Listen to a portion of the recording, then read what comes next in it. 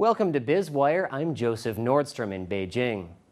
Chinese tourists have become the center of attention for their bad habits as travelers in foreign countries.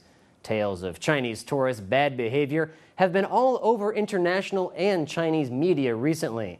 International media is now saying that the notoriously arrogant, quote, ugly American tourist is being replaced by the ugly Chinese tourist.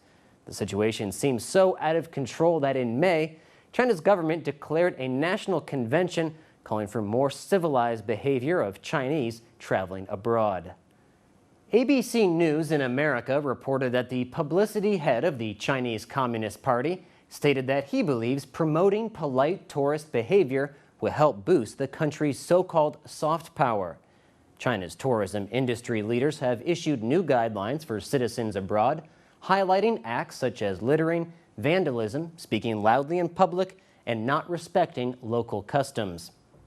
Recent high-profile stories like the young boy who wrote his name on an ancient Egyptian artifact and tourists not even confirmed to be Chinese washing their feet at the Louvre in Paris were lambasted at home and around the world. The latest stir is from photos of Chinese tourists at the Paracel Islands in the South China Sea. The Paracels are also at the center of a bitter territorial dispute between China and the Philippines. Those on tour groups to the islands, advertised locally as China's Maldives, boasted about catching and eating endangered species like the giant clam, which is protected by international law.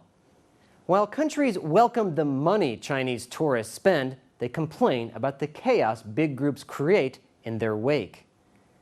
Chinese tourists seem to travel in huge packs, often because joining a tour group makes getting a visa to travel easier. They typically take package group tours, which are crammed with lightning-fast visits in and out of famous places. Unlike Western Europeans, Chinese people do not have long vacations, so cramming a lot of sites into one short trip is done more out of necessity. Moreover, large groups of the tourists visit foreign countries mainly to shop. Many high-end shops in cities like Paris have hired Mandarin speakers to cater to Chinese tourists who don't blink twice when given the bill at Louis Vuitton or Cartier.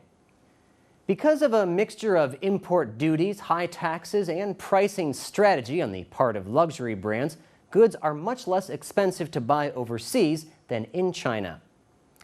Global Blue, a shopping tourism company, notes that 20% of all duty-free shopping is by Chinese customers.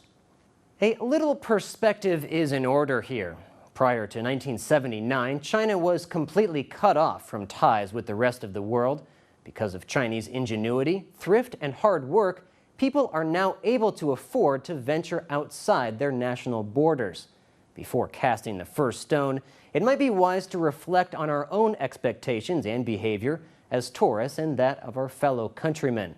Let's cut Chinese tourists some slack and give them time to gain some experience traveling, shopping, and interacting abroad.